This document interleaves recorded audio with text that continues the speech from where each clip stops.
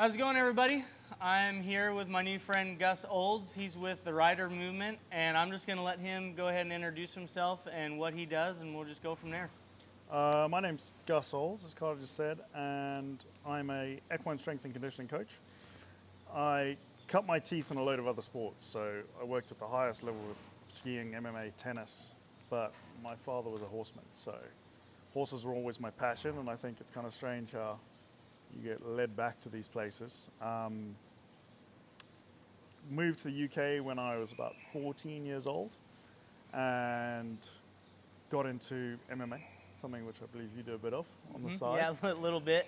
And through that got to do my strength and conditioning qualifications as soon as I realized that there was a little bit of a gap in the market in terms of having dealt with professional athletes in, say, skiing or tennis. I assumed that equestrian athletes were getting a similar service. And actually, when I got to work with some of my, say, high-level dressage people or high-level polo players, show jumpers, I realized that the equestrian world was kind of an untapped market in a way, in terms of you have these people who are earning a living from their bodies and their fitness and their faculties in terms of being able to stay working, stay on the horse, stay competing, are at the utmost of all that they do, and yet no one was supporting them. You know, they were effectively amateurs in a professional's body.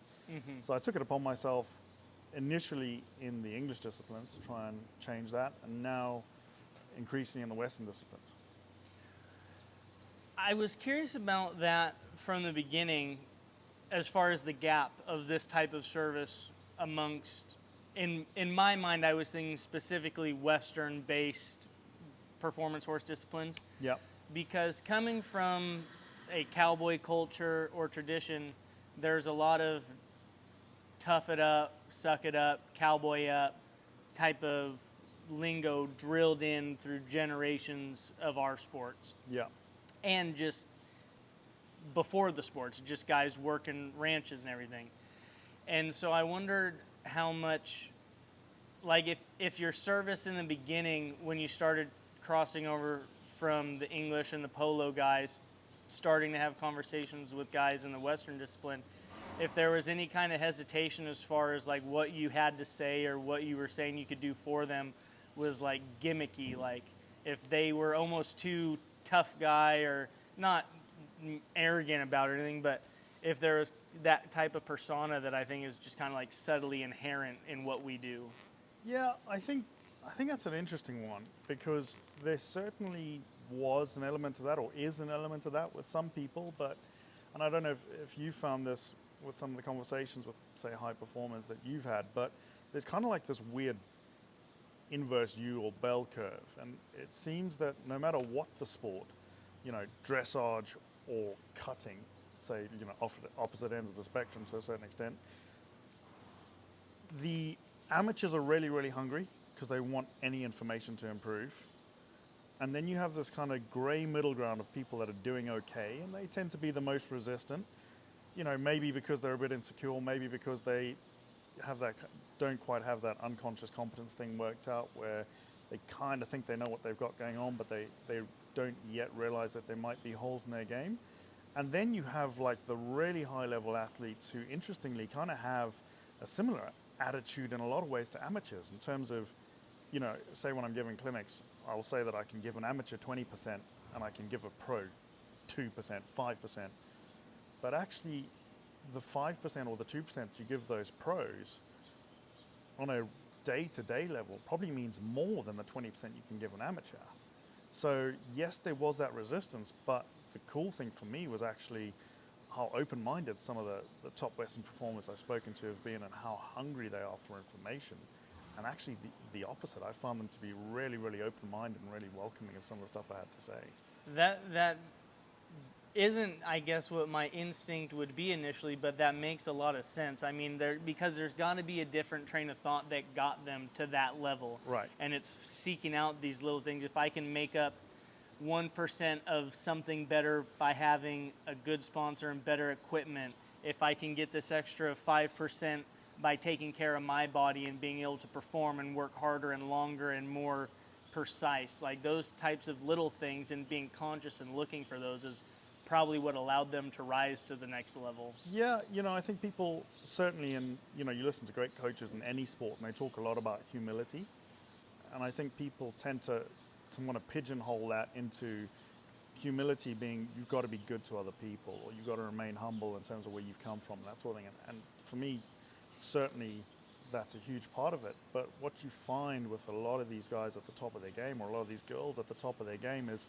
they have a humility towards information in terms of, they're incredibly talented and they're doing these amazing things, but at no point do they think they've got it all worked out. And, just to overuse the word, that's a very humbling thing for me, that these people actually want to listen to what I have to say and take it on board. And I think it's a really good reflection of the sport as a whole, the culture as a whole, going back to what you were saying about the cowboy culture, that actually, man, some of the most welcoming and just good to be around people are the ones I've met in the Western industry. I think that there's a lot of relevance and tie-in from where you're finding the reception for what you're trying to give, in the same way with any type of information, whether it's the training techniques, how to get a horse deeper in their stop or longer, any of that type of stuff. There's the people that are doing it for fun and paying for the information and begging for a way to get better because they're not able to do it all day, every day. Yeah. And then there's these people who kind of, like you were saying, they find a spot where they can, I'd say, make a living, but it's probably closer to surviving, because it's kind of what I was doing before I moved to Texas and decided if I was going to do it, I needed to do it for real. Sure. And I was, I obviously had holes in my game, because I can look at what my horses were able to do before I came down here versus what they're able to do now, and I've only been down here a year. And I think back to, 6 months before I moved down here, if someone were to try and give me advice on my horse, how arrogant and ignorant I was to what was really being presented to me. And it's kind of like you learn enough to be dangerous and dig yourself a hole. Oh man, and we've all been there, right? And you finally peak out, and then you've learned enough to realize how much you haven't learned. Yeah. And that's when the world really opens up. 100%. I forget the name of it. What's the Dunning-Kruger effect? Is that the one? I'm not sure. Dunning-Kruger effect. I'm gonna absolutely murder this explanation, so forgive me. But effectively, you come in to any skill acquisition, and the spectrum goes from I think I have it all worked out to I know I don't have it all worked out, and there's a load of phases in between, and I have absolutely murdered that explanation, but go ahead and Google the Dunning-Kruger effect, and hopefully that'll make some sense. But yeah, that's actually, that's certainly something you see represented across the board, no matter what discipline you work in, is the people who do well also are the people who are most open to new information. And actually sometimes to their detriment, because it is the Wild West out there, certainly in my industry. And, all of us are in a position at times where we don't necessarily have the discerning capabilities to tell between good and bad information. The fitness industry is rife for that.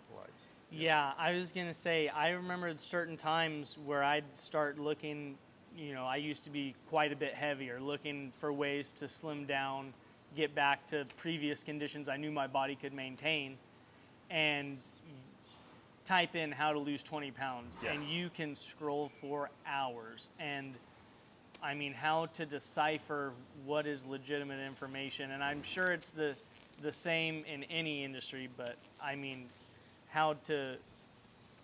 it's just overwhelming. You want to do the right thing, and then there's a million options. How do you pick one? Yeah, exactly. And so I guess in that, as someone trying to deliver that information in a oversaturated market by quality or no quality of information, what are you doing to stand out? How do you relay that you have an authentic if I'm honest, message? I don't know, but I think you kind of hit on it already in terms of, so kind of a funny story or not a funny story, but when I first started putting this information out there, the two industries do not marry up, right? So the Western industry and the English industry have extreme views of one another. and they will pick a point from each one of those industries, and they will die on that hill. Okay, so the English guys look dodgy in white pants, fair comment. Okay, and the Western guys are cruel on their horses, and they block every tail known to man. And those are the only thing those industries do. And they get very kind of granular about what they do and don't like. And so when I first started, I'm based in Europe, and my passion is and always has been the Western stuff. I grew up on a cattle ranch in Africa, but we can get into that. When I first started, I was almost shameful of the fact that I was into the Western stuff, and I thought it would devalue my message with a lot of my English followers. And it did. Like, you can see this yourself. You can go on the Instagram analytics, and I'd post a video of me wearing my 6 chaps, and I'll like hemorrhage followers.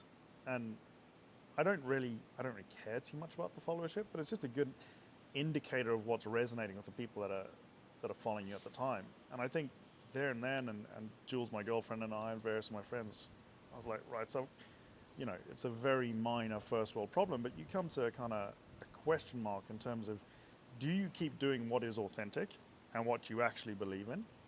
Or, do you follow the analytics and make a very minor adjustment that no one would probably notice to fit more, to align more with what, whatever population you might be appealing to at that time find more palatable? And I think for me,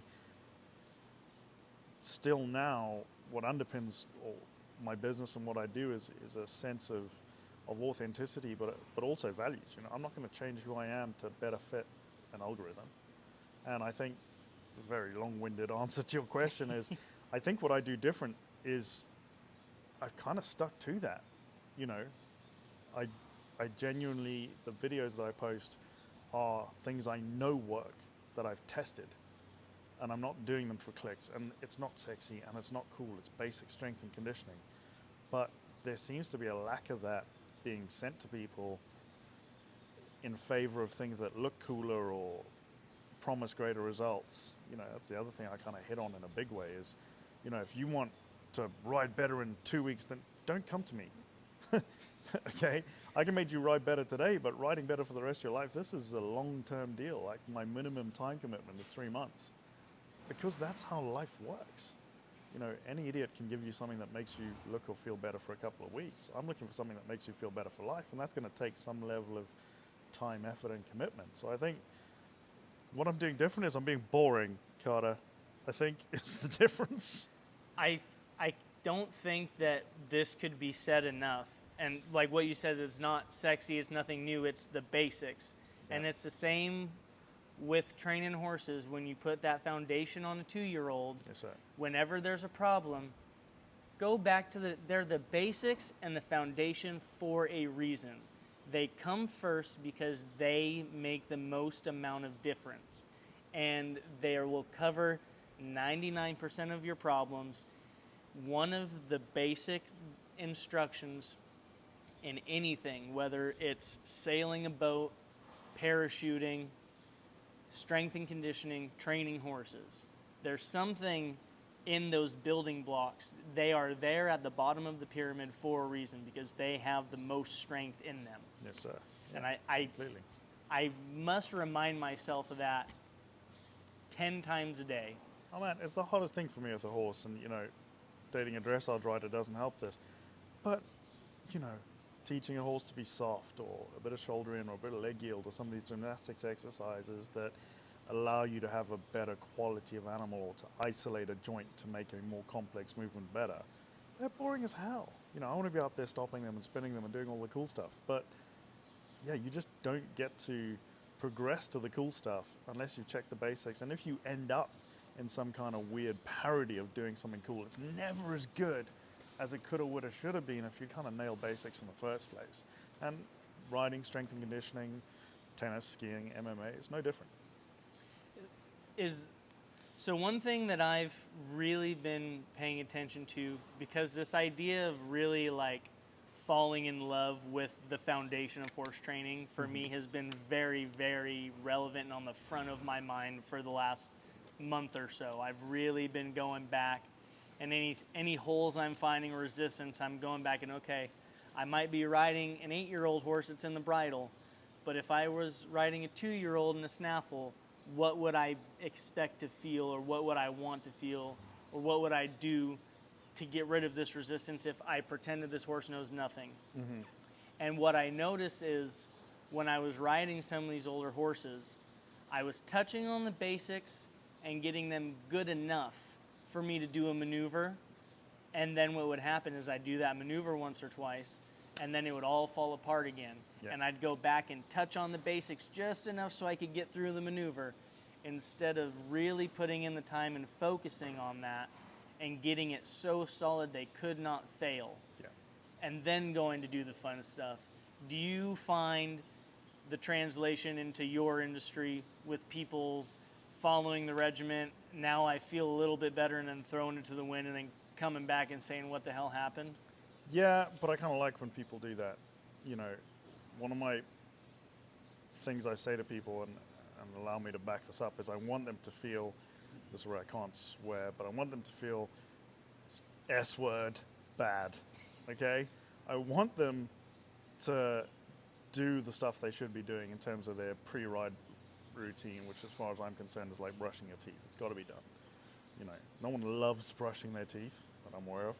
Maybe some people do, but you know, no one loves having to do a couple of moves before they ride to make sure that they're the best version of themselves for that horse on that day. Tough, you got to do them anyway, you know. But I do like people to get to a position where, you know, now's a good example. Everyone's down the road at Fort Worth at the Snaffle Bit, and you know, people have driven here from freaking Nevada, they've driven here from Idaho, they've sat in a car for 2 days and had to get straight on a horse, and they feel awful, which is awesome as far as I'm concerned, because that makes you aware of where you were. It gives you an awareness of what that stuff is doing to you. So no, I quite like it when people kind of fall off the wagon a little bit, because you know, sometimes you got to fall off the wagon to realize that you were on the wagon to start with. Mm-hmm.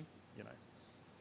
So let's kind of back this conversation up and go back to kind of, you're from South Africa. Let's go back kind of there. We don't have to hang on every childhood memory, but let's kind of come up and see what we can come up with. So I'm from Zimbabwe originally. I grew up on a cattle and safari ranch in the southern half of that country, and my dad was pretty cool. Dad was one of the last people to ride a horse into war. So I've got some pretty cool photos of Dad horseback with his rifle between his ears of his horse, like going into battle, like against another man, to the point where they had to stuff the horse's ears with cotton wool and that sort of thing from that, you know, to stop them going deaf. But so Dad was a pretty gnarly horseman back in the day, and when I say we'd work stock on horseback, not the stuff you do here. We're not cutting, we're not, you know, getting our horses to be athletic around cows or anything like that. We are just pushing cattle around and, you know, moving them big distances in actually not dissimilar an environment to here. Pretty hot, pretty dry. So that's what I grew up with, that and safari. And then the political situation in the 2000s, early 2000s, went hard south. And politics is not my bag, it never has been, but effectively the white farmers in that country got targeted on something that was based on racism, bearing in mind that, you know, that is not something that existed in my family. I never grew up with racist values or beliefs. You know, I've got friends of every different color and denomination, and as far as I'm concerned, what matters to me is you're a good human. That's it. But based on that, my father was murdered, and we were kicked off the farm pretty quick. So I went from living on a, you know, 250,000 acre ranch in Africa and having a pretty good life to 3 weeks later, just over, I think 3 weeks, a month later, living on a 2-bedroom little housing estate in England. So that's inner city, as inner city as you can get in England. Having kind of changed everything that I knew in that respect, and then had a 10-year hiatus from 5-year actually, 10 years too long, 5-year hiatus from horses, before getting back into grooming for a guy who played polo and getting to ride some of his horses in exchange for that, which kind of got me back to it. From the situation in Africa to getting to the UK, How does that happen so fast? Was this something like I've heard some other kind of similar stories from that same timeline? Was there already a path for people to get out of there, or No. is it? No, so we actually originally tried to go to Australia, and they wouldn't take us, and we had threats being made on our lives pretty much daily. So we arrived. They froze our bank accounts at the same time they took the farm. So we arrived in the UK with £50, so the equivalent of $70 hidden in the back of a picture, as refugees, because we had nowhere else to go. At which point, the situation there is you arrive in the country, you declare that you're a refugee, they take whatever passport you have, and you then can't travel until you get, what's the word I'm looking for, citizenship in that country, which took us 7 years. So I was kind of stuck in the UK for 7 years at that point. And so you arrived in the UK at 14, you said? Just before my 14th birthday, yeah.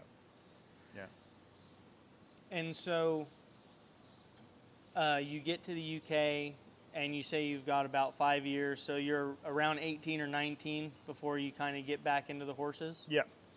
And in that same part of the UK, or were you moving around a bunch in there? Or? We were very lucky in terms of some neighbours of ours from a neighbouring ranch in Zimbabwe actually lived in that part of the UK, which is a really nice part, to be fair. I managed to get a scholarship to school there as well, so that kind of put us in place. Got a scholarship to a good school. I was never the best at sports, but I was always reasonably talented and had a really good work ethic. Like everything kind of happened in Africa meant that I got some pretty high-grade PTSD, which was diagnosed later, but at the time I was terrible at school, man. I was a bad investment by that school, but managed to kind of get through my exams anyway, and then from there got back into horses through that polo connection that I was talking about. So do you mind diving in a little bit deeper to the PTSD part of that? No, not at all. Did it come from, like, did you witness what happened to your father, or was No, it just kind of I all the didn't, fallout around but, it? There are events which I won't get into, but there are events around that that I kind of dealt with. Kind of the timing of them meant that I dealt with them a bit before my family, who also suffered pretty badly at that point. And then later on, ironically, I got diagnosed, kind of jumping around here on the timeline, but I ended up working for a psychiatric practice in Harley Street, which is kind of the main medical, like the fancy medical street in England, in London. And it was there that one of the psychologists diagnosed me. So while I was working as a psychiatric kind of consultant, I got diagnosed by one of the shrinks there, which was kind of a surreal experience. And actually, having gone through it, no, that kind of happened. I think a lot of that stuff happened earlier than I would have realized. Just from, Africa's a harsh environment to grow up in, dude. Like, the value of life is cheap there still, to this day. And it certainly changes your perspective on things, having grown up in an environment like that.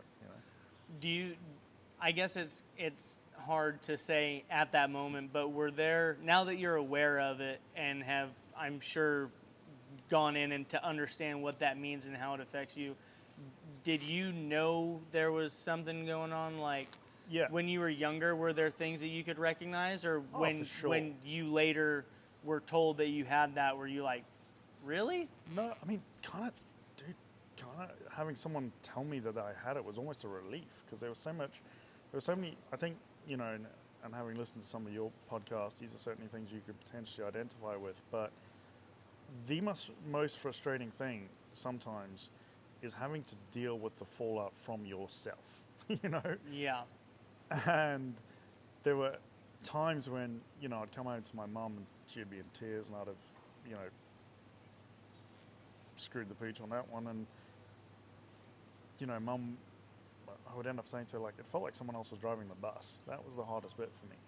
Was I would like to think I'm a fairly good dude, and I certainly never had bad intentions, but bad things ended up happening anyway, and I felt like I should have been better able to control that. You know, not that I did anything particularly terrible, but I certainly could have done a better job. Yeah. And suddenly when you have that explained to you, like, oh, okay, light bulb moment. That would have been useful information earlier, you know? Yeah, I can certainly think of a couple instances of that myself. Just these last couple days, I've just been thinking about that and kind of stepping over the decision-making process and kind of realizing the lack of accountability. But as we were kind of talking before camera, I opened my eyes and I'm thinking through this 16 or 17-year-old's point of view as a 27, 28-year-old in a couple months. Kind of interesting perspective, kind of what you're talking about there. Yeah, I think, you know, people say time's a great healer. I do and don't believe in that. I certainly think time's good to give you perspective that no one in their right mind could expect you to have in that moment. And, you know, you can be a bit more forgiving in hindsight with that knowledge. You know. So, as you go through college, what did you get a scholarship for? I know sports. What sport? I got a scholarship for rugby. For rugby. Yeah. Heck yeah. I got a scholarship for rugby. I was pretty good at rugby sevens. I was useless at rugby 15s. I think just because I got on with my fitness.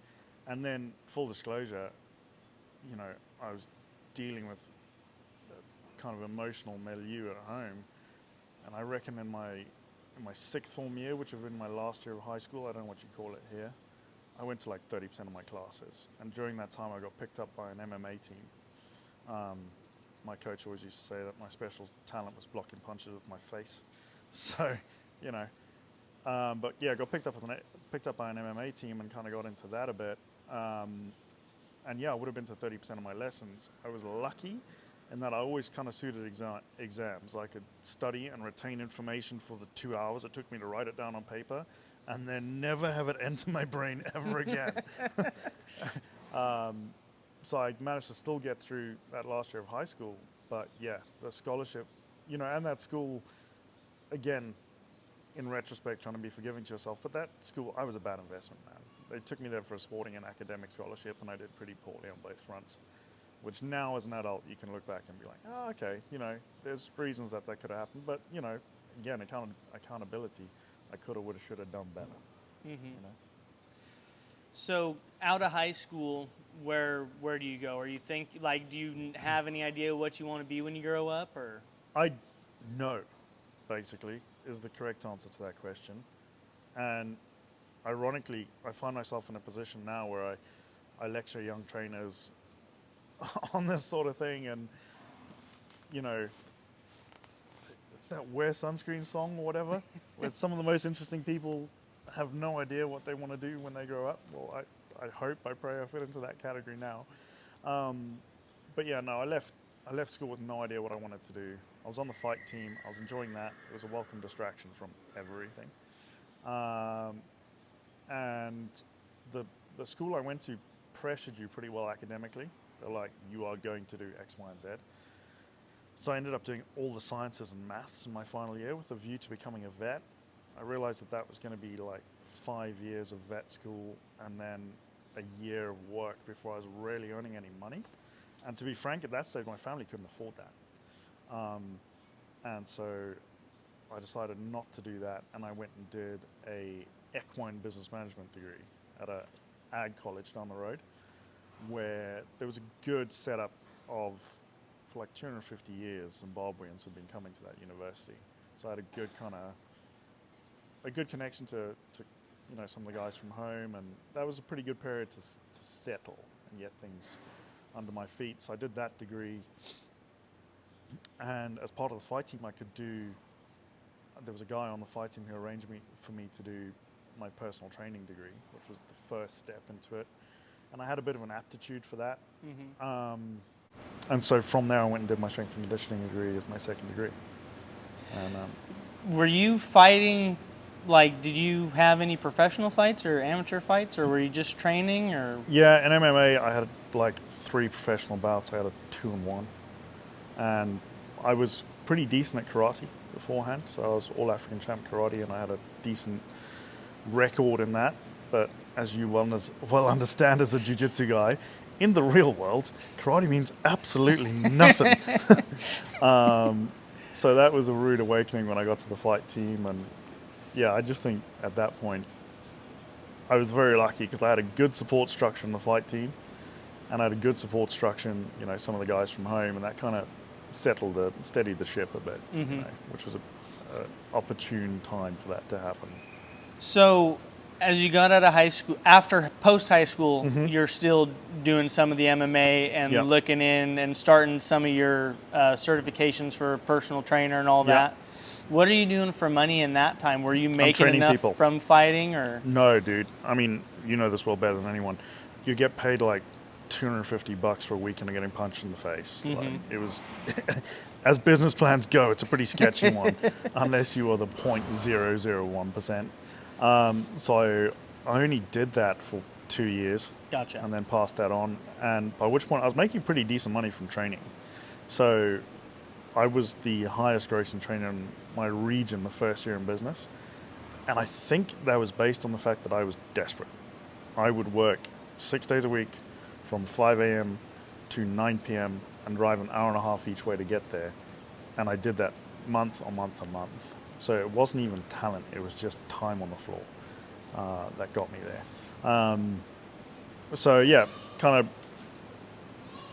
out of high school, did the uni thing, started working locally as a trainer, then got some good luck connections there, like bumped into some people who connected me with some international skiers, ended up doing a good job with them.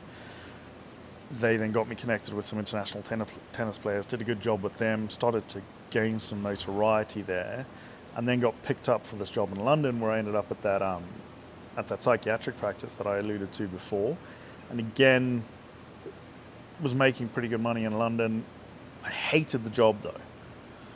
And I thought I'd fix that by making myself more expensive. And you see this repeated in the horse industry where perceived value is a thing. So I made myself more expensive and I was no different. But I was more desirable, which was the opposite effect I was looking for.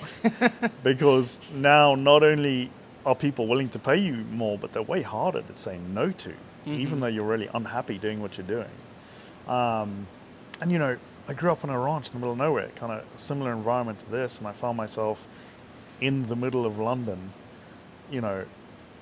actually working with a fair few celebrities and addiction issues at that point, and like in the thick of the party scene and what have you. It just wasn't me, man. Like, it was not a good environment for me. And a friend of mine approached me and said, hey, in London, I want to train with you. You've got a good reputation in terms of strength and conditioning and athletes. Can you think laterally? And I've got this polo team and we want to win the British Open, which is probably one of the top 3 tournaments in the world for polo. He said, do you want to come on board? And I said, I'm not really sure. I'm making a pretty good living here. And he said, well, look, come to Argentina for a month and see how you feel. And there's actually, in terms of life events, I should backtrack a bit here. Again, going all over the timeline. But just before I went to London, the catalyst for me going to London was I had done a military selection. I was trying to join the Marines or the Special Forces in Britain, and I was on a military selection in the middle of nowhere when my appendix burst. I didn't know what it was, and my best buddy who was kind of with me said, hey, Harry, I'm in like really painful spot right now. He's like, do you know what you should do? I was like, what, man? Expecting like some wisdom. He's like, you should toughen the F up. I was like, yeah, okay, fair enough. So I did 72 hours with a burst appendix. Turns out that's a dumb thing to do. So yeah, I got septicemia and I went into a coma. Oh, shoot. And like, it was bad. I had a 3% chance of survival, was read my last rites, and I got put on this machine called ECMO that does the job of all the organs in your body effectively. It's made for premature babies. And yeah, I was in a coma for 2 weeks on that. And they said, when I came out of the coma, well, two options. I'd either get a nosebleed and I wouldn't come out the coma and they'd just switch the machine off and that's ciao bye. Or I would have brain damage when I came out. They were only half right. But no, because I'd gone in so fit, because I'd prepped for the selection, my brain actually was operating okay without oxygen. And, you know, no more than anyone noticed beforehand. So, you know, certainly no more brain damage than was there to start with, you know. So, yeah, kind of, you were asking before the podcast, what was the catalyst in terms of me doing something a bit different?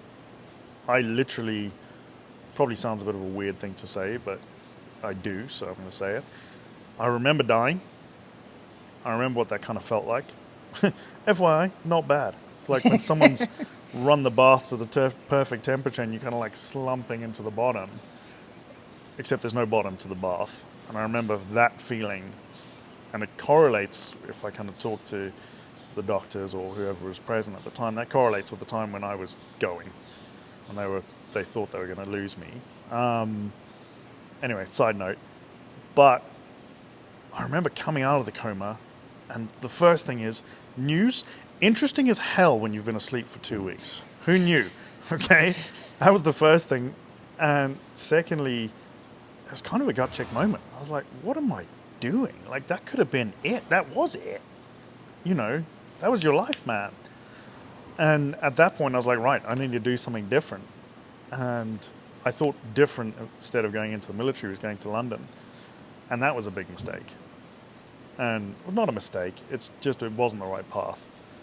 And I think I've carried that mentality forward all the way through now, where I'm like, you know, at any moment, two pretty key events happened in my life, and neither of them had any warning, any, you know, of all the things I sit in bed worrying about at night, these were nowhere on the list at either time. And those are the big things that could have changed my life. So kind of live your life accordingly.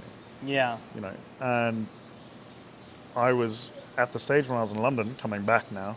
If you guys are staying with me, congratulations. Coming back now, I was living with a guy who was a portrait artist, which is kind of a random tangent, but he was an incredibly bright guy whose family had wanted to be a doctor or a lawyer or, you know, some form of acceptable job. And his name's James, and James was like, no, I'm going to go and be an artist. I'm going to paint people for a living. At which point his family were like, well, that's never going to freaking work. Anyway, this guy is crushing it. He's charging like hundreds of thousands of pounds per painting now. He is an incredible success, and he was just a really good example to me of, if you are passionate enough about your thing, no matter what your thing is, it's gonna work. But the passion's a prerequisite. And I got into the polo thing, coming full circle now. I went to Argentina for that month, got into the polo thing, realized I could have meaningful changes to these guys, basically because the level of service they'd been provided as athletes so far was non-existent.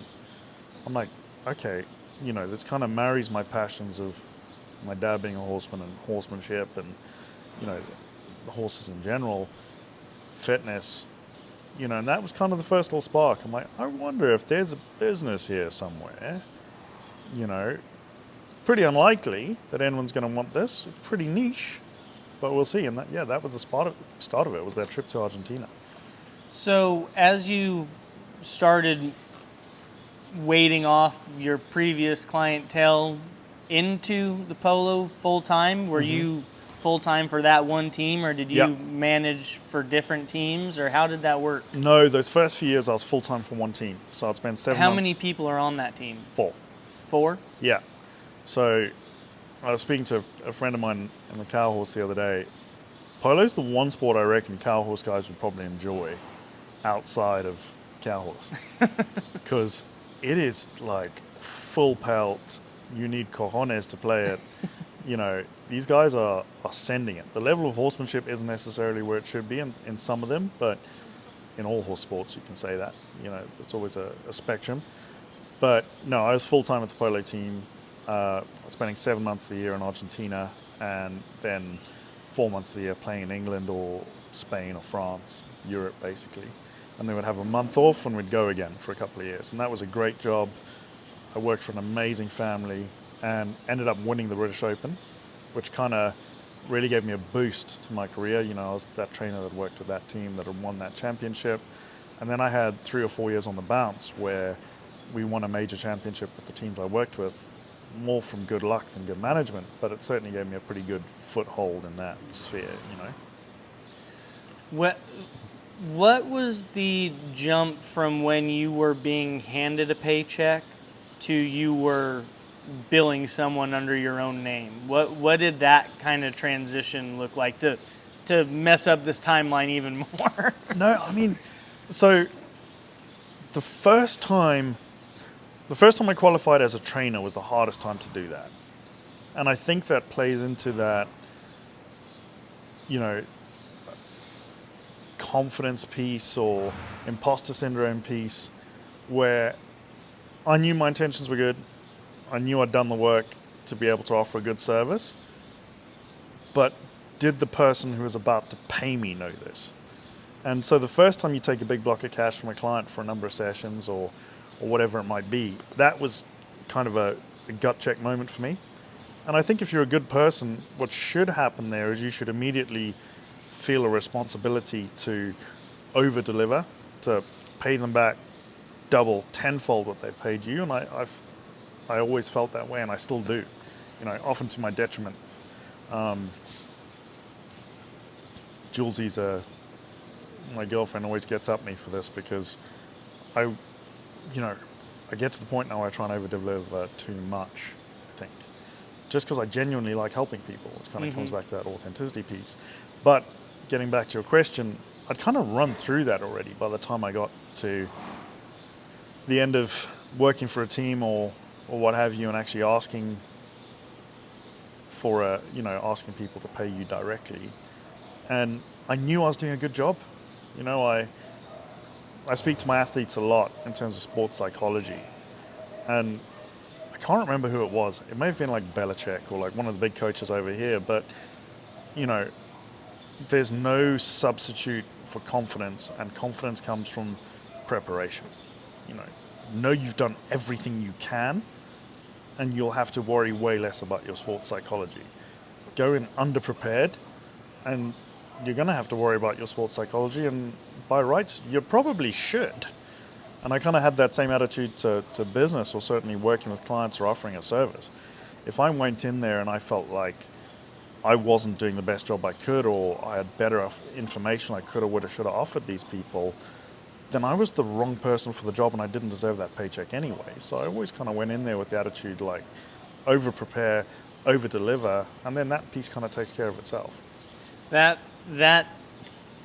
piece where you're saying, like, in other words, which has come up in other podcasts that people will probably keep track of, and I'm going to keep pointing this out because it's an important detail, and especially for me to consider as someone starting to build a brand with zero exposure, is how can I deliver more perceived value than what I'm getting monetarily? Yeah. If you're paying me $100, how can I make you think you're getting $150 worth of something? Yeah.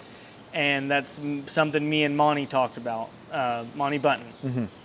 And I asked him, I said, what is it that you specifically can do for that? And what he is information, because only he can see things his way.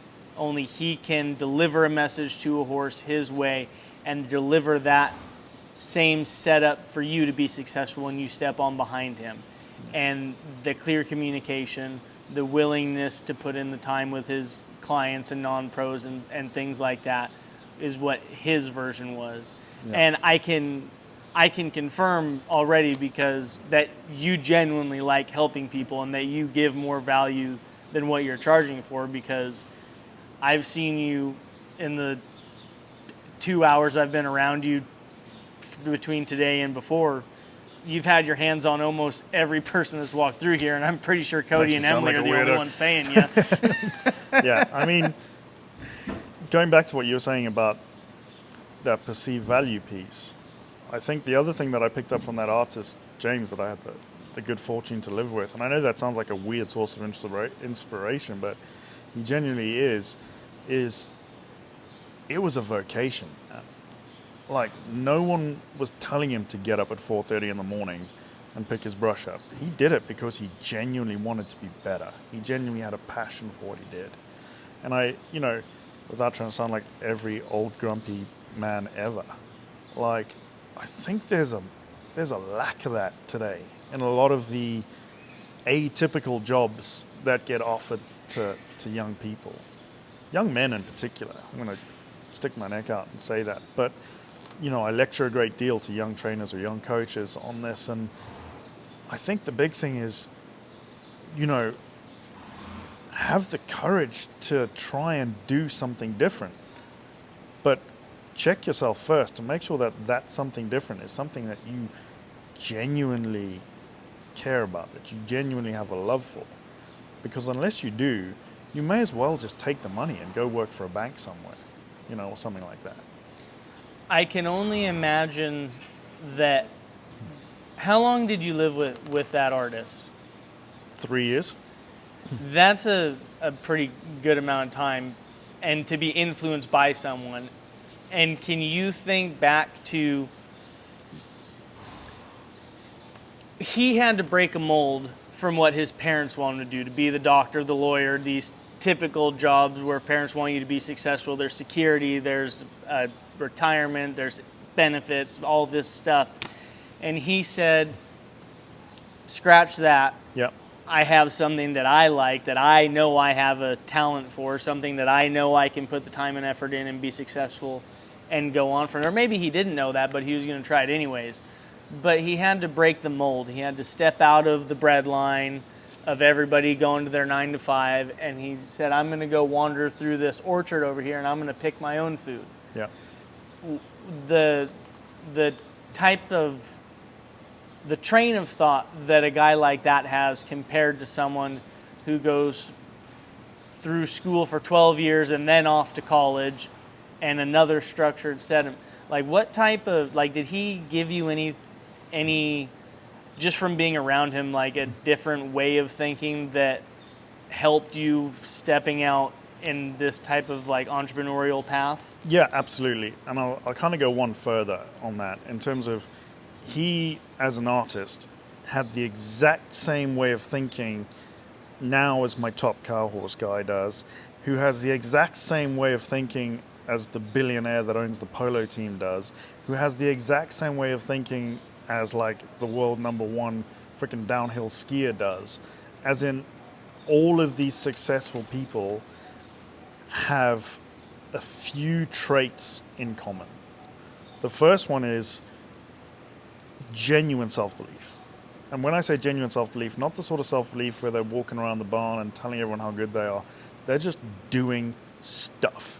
And they don't care whether you like it, whether their parents like it.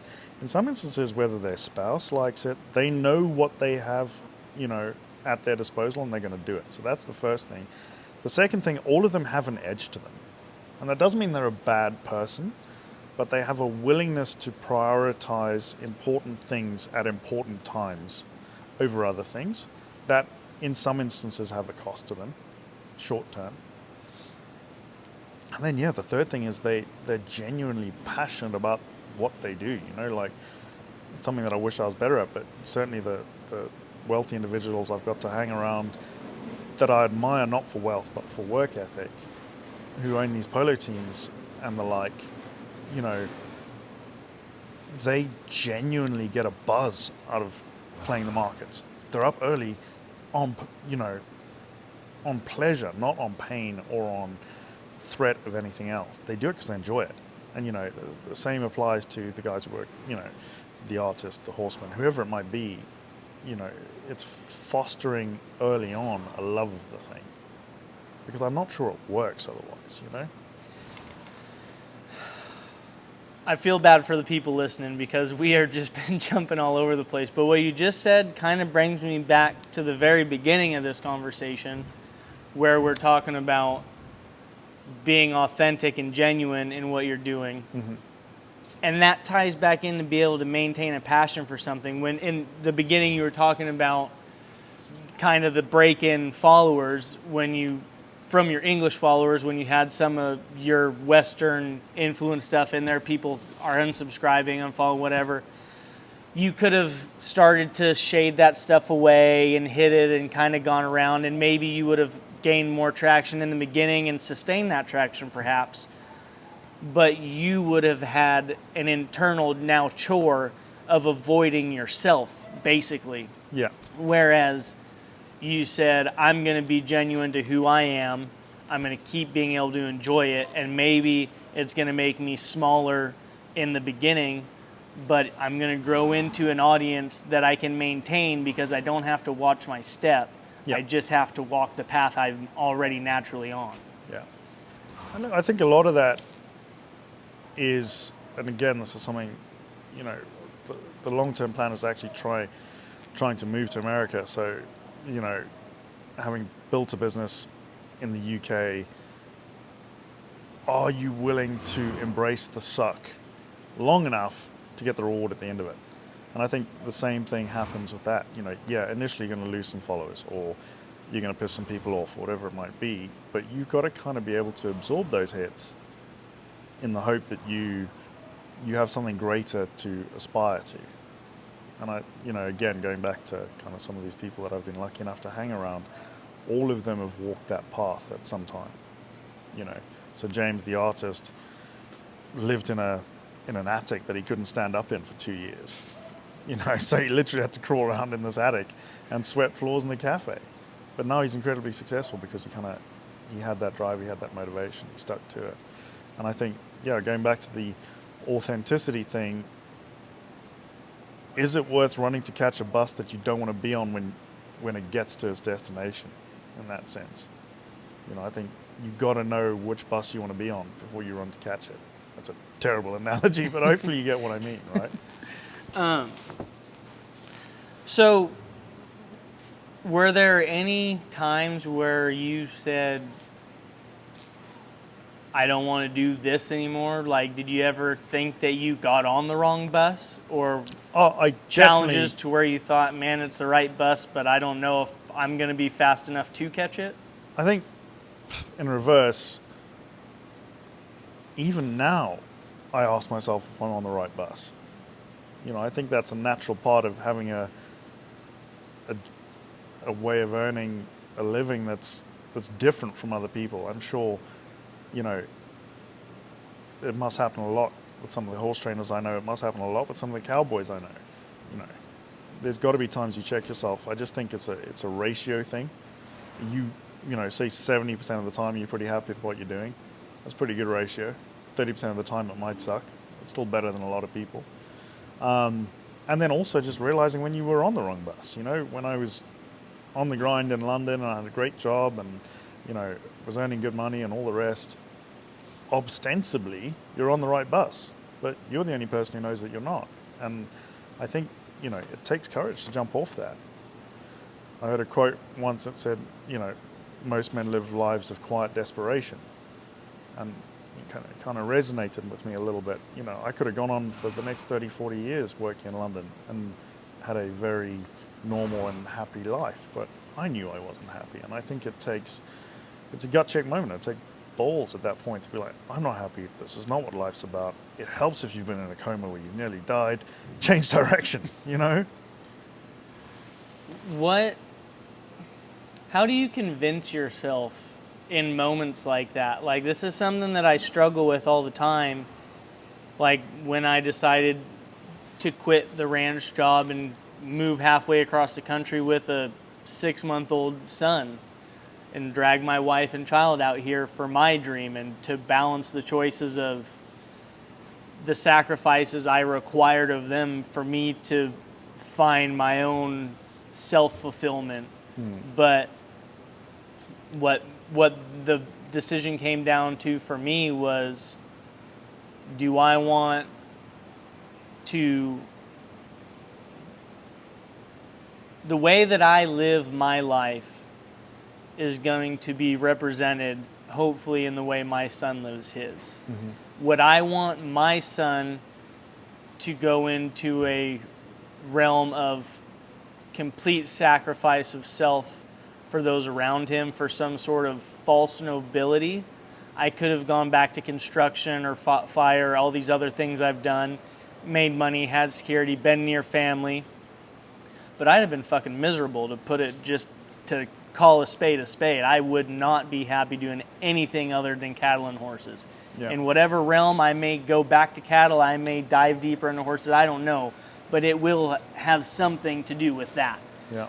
And so I had to make that choice for him, because whatever he decides his thing is, he needs to follow his heart and trust that the intention and the sacrifice will be paid for somewhere down the line. Yeah.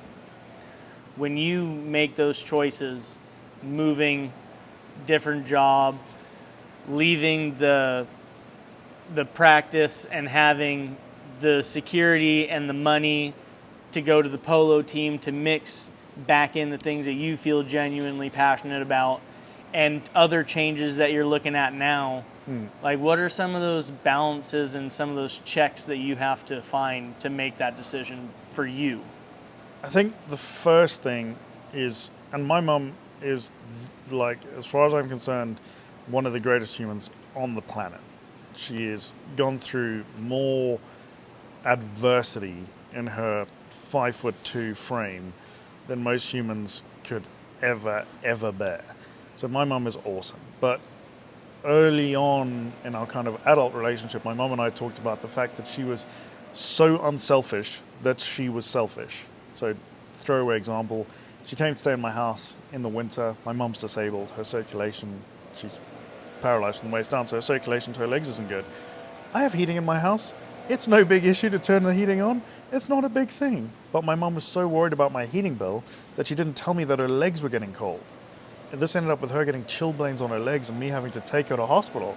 I'm like, Mum, if in that moment you'd just been a little bit more selfish and I could have clicked that thing up a couple of degrees, we wouldn't be sitting in hospital right now.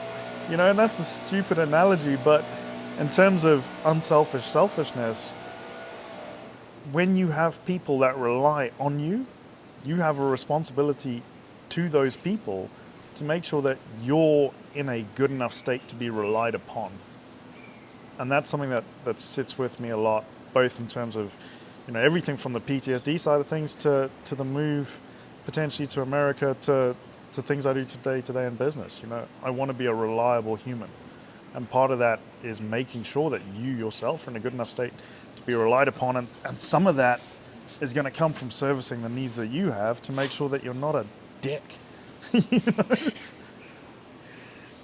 How does the PTSD affect your day-to-day? Is it something at this point that is kind of not a forethought in your day-to-day, or does it like kind of sneak up on you still at times, or what? How does that affect the management and decisions you make?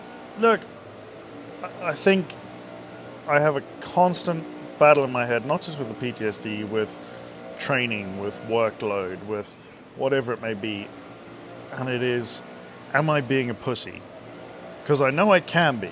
And I'm so scared of being a pussy that I spend a lot of my time working at not being a pussy, okay? But when it comes to the PTSD, you've got to be a realist, right? We spoke about this off camera, but I know that the structure of my prefrontal cortex is different. Now, you know, my mum, again, is a good example of this, being disabled. She's worked harder because she's disabled to not let her disability be a thing. And I kind of feel, not that I'm in any way comparing, but I kind of feel the same with my PTSD. Because I know I have that change, I have to work harder to make sure that it doesn't affect the people around me in the way it has done in the past. So I think that rather than making an excuse about it, I have a greater responsibility to not make an excuse about it. And so no, it affects me, you know. Jules will laugh at me because if we go to a restaurant, I still can't sit with my back to the door and stuff like that. So like little kind of comical things. And certainly when I'm stressed and underslept and things are going sideways, it gets a lot worse. And, you know, when I'm out here and hanging out with cool people and horses, it gets a lot better, you know. And it's important to have an awareness of that. But yeah, I think at no point can you make an excuse or can you use it as a crutch. That's unacceptable. When you, and it doesn't necessarily have to be the PTSD, it just happens to, it's intriguing to me because I've never talked to anyone that had it from anything. But looking back to before you knew it was there to now, did that complicate it or make it simpler as far as, like, now you know there's something, maybe there's less need to be ashamed of a way you may think about a situation, and okay, there's a name for it, it doesn't have to be as scary, or the tools that are around that, or it could be anything. I mean, just your regular anxiety that we all feel. Like, sometimes I find a spot where I have to overcompensate because I know I have, for whatever reason in this situation, I'm feeling an anxiety or a fear or a stress about something, and I overcompensate to fool myself by fooling everyone in front of me that it's not there. And I don't have a name for whatever that feeling in my head is. So the same way you're talking about not wanting to feel like a pussy, like I have a similar feeling sometimes. And I wonder what the difference is as far as being able to mentally manage that, having at least a name for it. The diagnosis helped me a lot because, how do I put this? I knew something was wrong and it helped me understand it. Now, going back to what we were saying, at no point did I want to think I have an excuse for any of that. But I think understanding that there is something there gives you a better opportunity to combat that thing. Combat's probably the wrong word, but a better opportunity to make sure that you put yourself in a good spot and don't end up in a position where the worst of that is going to arise, you know? So let's bring this back to the rider movement. As you started to transition to the polo team and we're trying to find a way to think laterally, as you were saying earlier, because it was kind of an abstract idea to bring it to equine athletes.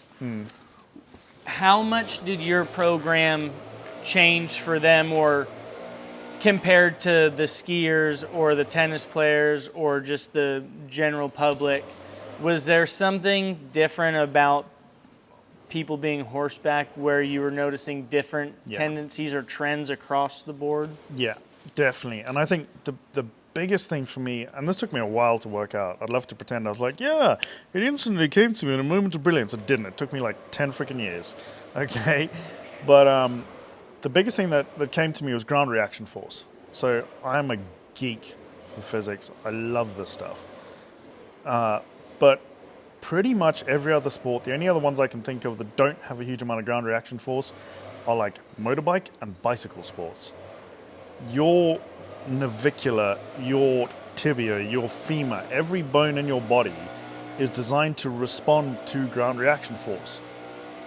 And every other sport you do has that as an on switch for the whole central nervous system, the whole fascial system. All these systems of the body are responding to ground reaction force. Now, at no point in the grand design, the beautiful design of the human body that our maker envisaged, were we supposed to feel ground reaction force through our butt, which is to a greater or lesser extent what happens when you ride. And that changes the game completely in terms of how your body responds. And having done this a while now, it manifests as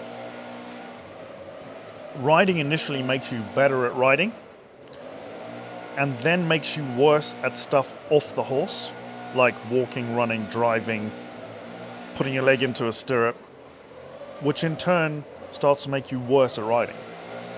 So yeah, the lack of ground reaction force in a direct sense interacting with riding, there's an indirect sense. It's coming through the stirrup, it's coming through a saddle, it's coming through the horse's leg, but there's a buffer there. that there isn't in other sports. And yeah, that was a big light bulb moment for me that changed the way I program and changed the way I look at the human body interacting with the horse in comparison to how I might look at it for my fighters or my skiers or my strongmen, you know?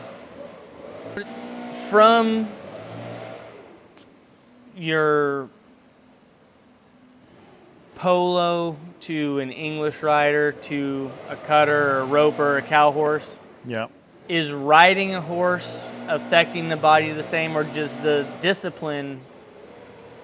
Like, are you noticing the same issues with a polo player, the way they hit the ground after the horse versus the way a cow horse guy is stepping back on the ground and their body's functioning?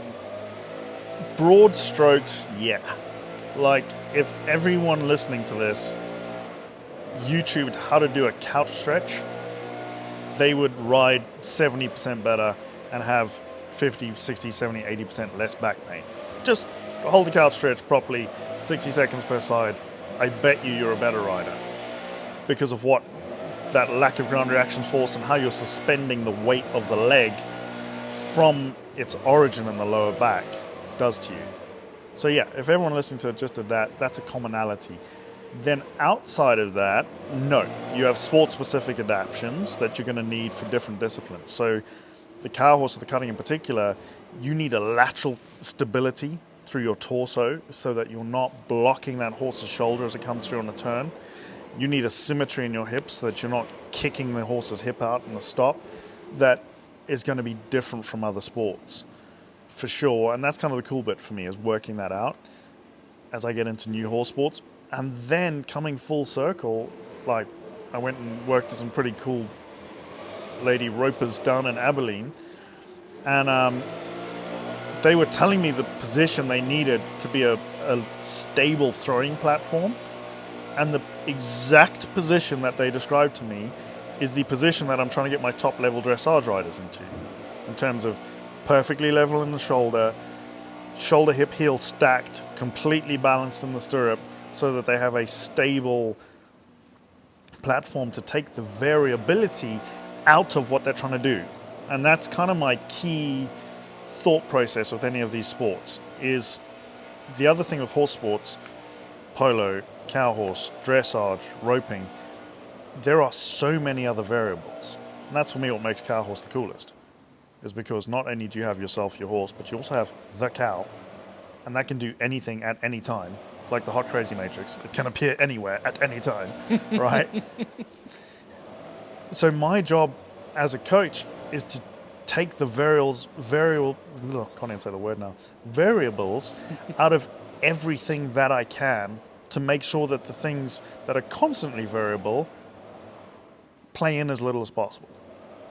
So, you know, if every time you go to throw a rope you're in the wrong position or a different position or a slightly different position, that's a variable that's going to increase your error rate. If every time you go to stop, your hips are shifted the wrong way, that's a variable that's going to, and you have to like finagle your reins to get a horse that's stronger on one side straight than the other horse that you're riding that's strong on the other side, or bent one way or laterally flexed another way. You know, that's a variable that I can take out.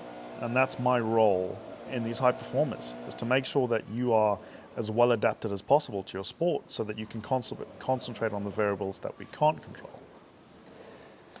You must have a very difficult job, because not only do you have to understand the human body and how to manipulate its functions for optimal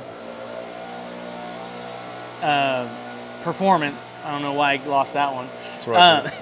I stumbled over mine earlier. You also have to have some pretty in-depth knowledge of the discipline of the rider you're helping, because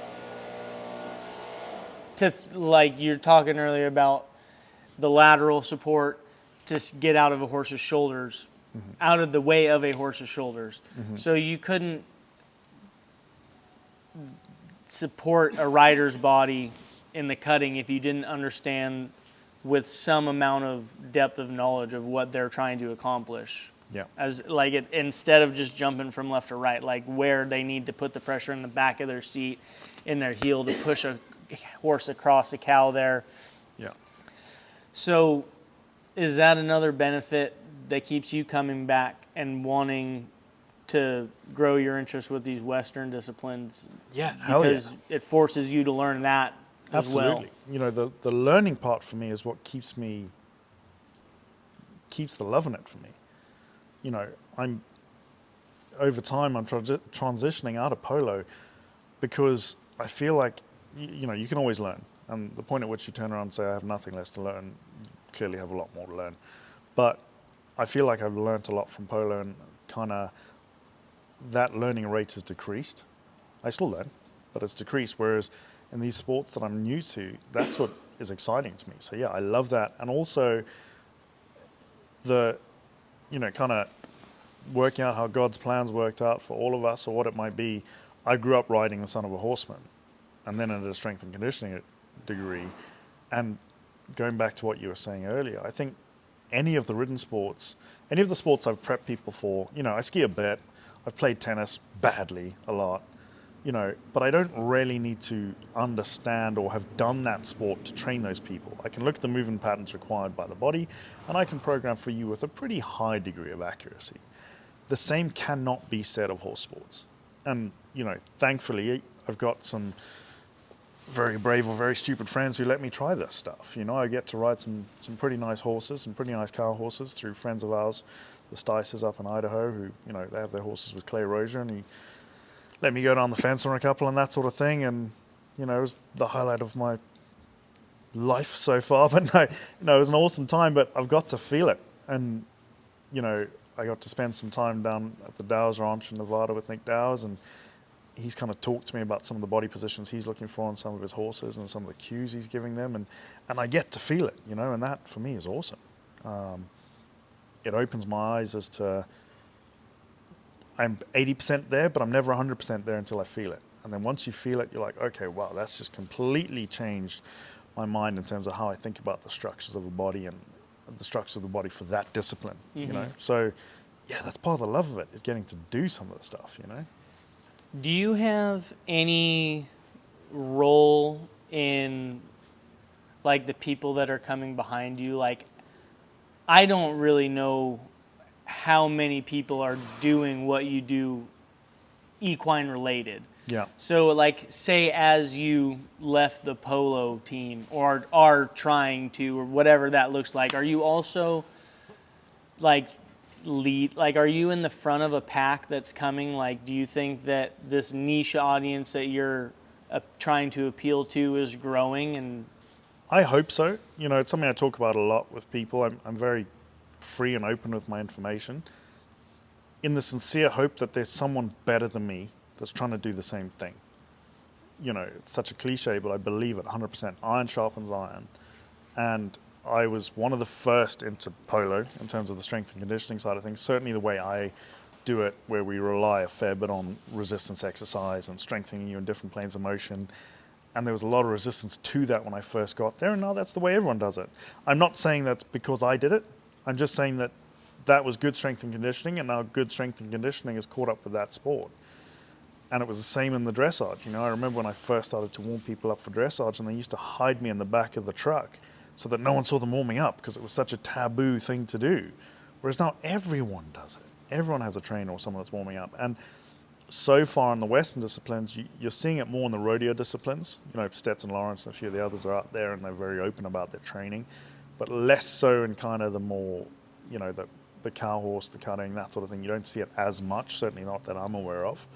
And I see that as an exciting thing. I hope that there is a tide. I hope that there's a pack of really hungry individuals who want to improve the sport, because that's what I want to do. I want you guys, I want you Western athletes to look at yourself as just that. You are using your body to earn your money. You know, that's an athlete, whether you like it or not. You know, in Britain they call, you know, like darts players, they get to go for like Sportsman of the Year. I used to like take the piss out of that chronically. Like, what? You know, cool, drinking and throwing stuff at a board's a sport, good to know. But under that definition, your body and your fitness and your capability to perform an act is how you earn your money. You're an athlete. And it is my sincere hope that if nothing else, some of the guys in the industry that I work with now start to see themselves that way. You know, it's important that your nutrition is on point because that is going to affect your neurotransmitter density, which is going to affect your reaction time and is going to affect your decision making. You know, there's a reason that F1 drivers take alpha GPC before they drive. Okay? It's important that you're sleeping because that's going to do the same thing. If your stress hormone's through the roof, you're going to hold more body fat. That's going to be more non-functional mass on the horse. If you're riding a 3-year-old, why have you got non-functional mass that's going to inhibit that horse from doing its job? If you're imbalanced and you're sitting harder on your left seat bone than your right, you're going to be loading the right fetlock of that horse more. That's going to make it harder for that horse to do a right turn, you know, particularly out of a stop. So you need to be paying attention to the little details because the little details, when they add together, are the big details. And I hope that there are people who are doing a much better job of analyzing and delivering the stuff than me nipping at my heels. I really do, for this, because I want the sport to be better. I'm sincere in that. How much room in your role is there? Like, there's hundreds of trainers. Mm-hmm. How many can you manage? Like, is this like if there are, I'm sure there must be an overwhelming amount of, say, to go back in your timeline, personal trainers. Mm-hmm. Say you're a personal trainer and you're in a horse community and you're struggling for whatever client pool you're in to look at this niche to grow into that. Like, what is the turnover rate? Like, how many people, like you were with that team that had 4 people, mm-hmm. was that a workload managing their diets and workouts and all that type of stuff? Or what can you... Look, it's a good question, and it's something through experience I tend to go pretty light on. I much prefer being in a position where I have at the end of the day, when I get home and my phone's got 20 messages or 20 missed calls or whatever on it from 20 different trainers, I like having the mental bandwidth available to still deal with those people. And I think that's a personal thing. Because that, you know, I guess it's like people taking horses on for colt starting or something like that, or training or whatever. If you've got 50 horses in training, if you're riding all of those horses, can you say you're doing as good a job on the first as you are the 50th? Maybe you're a stud. Like, there's people I know in the industry that can do that. I'm not one of them. You know, I'd much rather kind of go light on that and be sure that I can still deliver the same quality of product, because that's my whole shtick. You know, I'm a bit more expensive than other people, and on purpose, because I'm trying to deliver a quality product that's a step above other people. So I feel that responsibility to make sure that if you're my first person of the day or the 20th person of the day, that I can offer that quality. And there's a level of honesty there where I've tried it. And if you're the 25th, you're not getting the same level of quality as I was giving you on the first one, and then I need to change my business model, you know? And your business model is, as far as the scale, like, you are the business model. Yes. You and your girlfriend, everything you're doing as far as your content creation, as far as the tools, whatever tools you're utilizing for these athletes, it's all you directly. There's no watered down version of the information coming to these people. Nope, all me. And, you know, it's a sword that you live and die by. And, you know, full disclosure, and I probably shouldn't say this, but my online programs that I'm launching, I don't think this is any different for any other online program. I'm not sure that people talk about it openly. By virtue of making it a program that's going to be effective for everybody, I've had to round the edges a little bit, because, you know, I'd love to put a kettlebell swing in there for every human being. I also know that 20% of the people who do that exercise are going to have their lower back blown up if they're not careful. So I'm not putting that in there. So with the large scale programming that I'm starting to roll out now, which is kind of part of the new business model, yeah, there's some edges that are rounded off. But also, I've rewritten that program 5 times. I've refilmed that program 3 times. I've re-edited that program 100 times, because it matters to me that it's better than everyone else's, or I think it is. It may not be, but it matters to me that I know that, you know, going back to sports psychology and confidence, it matters to me that I know that I've done literally the best job I can on that. And I can't make it any better. And only at that point have I decided to release it to the public.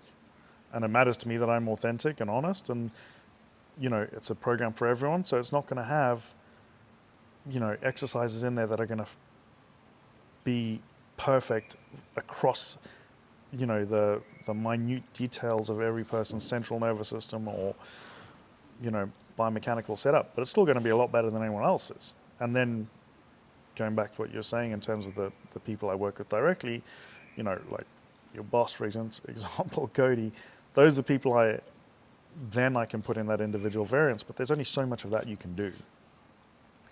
And so as you try and maintain a higher level with a smaller number allows you to charge more, what is the benefit to you personally to starting to do this other stuff online and kind of round the edges off for a broader audience? Is that just because you want to distribute good information and hopefully it puts someone on the right track to find someone accessible to them?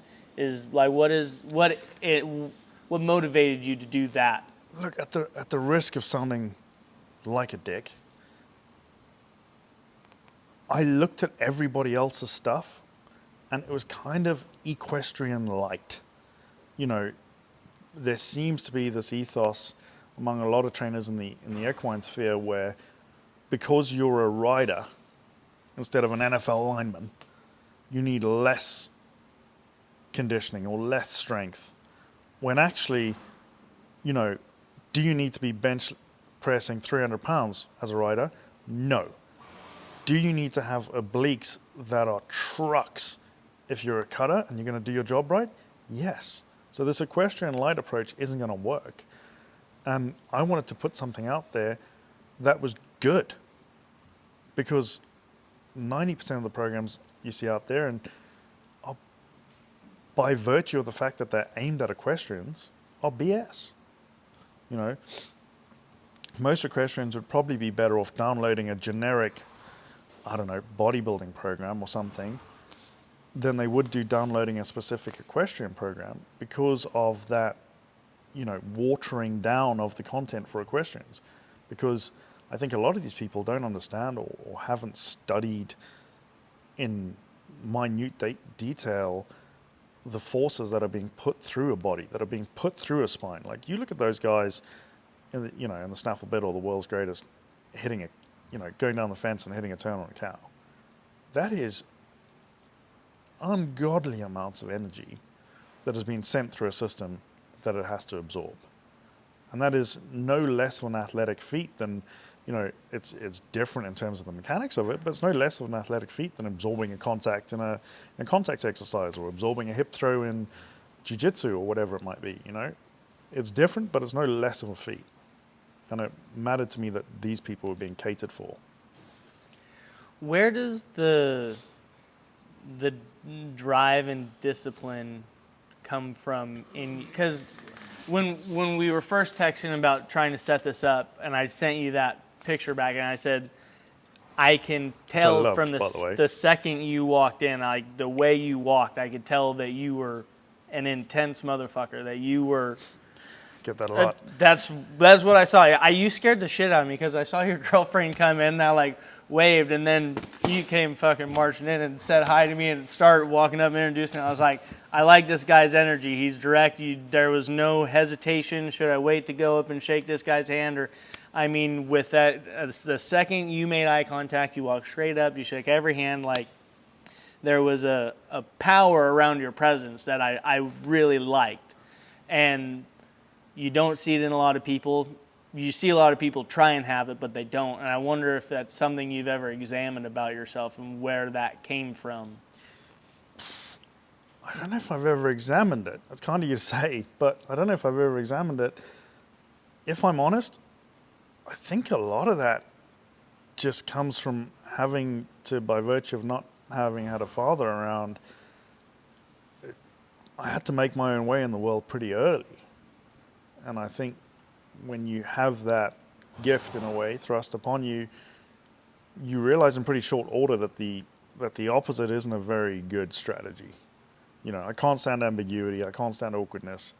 You know, and I think you're much better off, you know, growing up in Africa and some pretty rough instances. Dad always used to say, once you're in the fight, you only get to dictate the terms, not whether you're in it or not.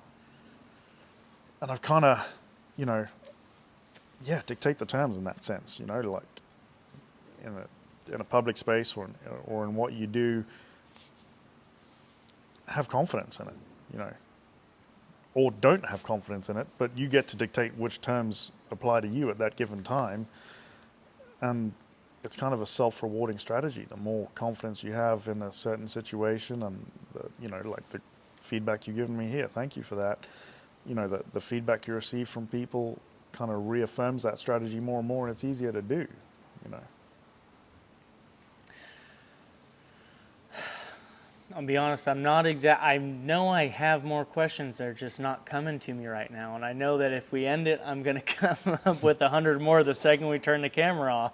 Well, mate, it's a good excuse to come back. I wouldn't worry about it too much. Get Well, me out of the English winter.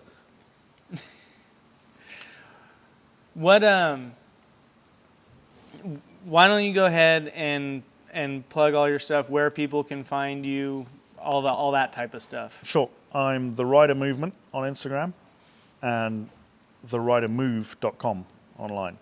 Pretty easy to find. Don't go on my Facebook. It's terrible. And I can't work out how to get my professional Instagram account over to my professional Facebook account. So, yeah, that's the best way to get hold of me. Is there anything you think I should ask? That is a good question. I think you've covered a lot of bases, haven't you? Cody, you got anything? Well, I've enjoyed the conversation, that's Yeah, for sure, mate. man, I can't wait till we'll sit down here in a couple of years and we'll see how both of us have grown into this whole deal. I look forward to that. That's for Thank sure. you very much, Thank man. you, I Carter. appreciate your Appreciate time. it, mate. Thank you. Thanks, everybody. Thanks, guys.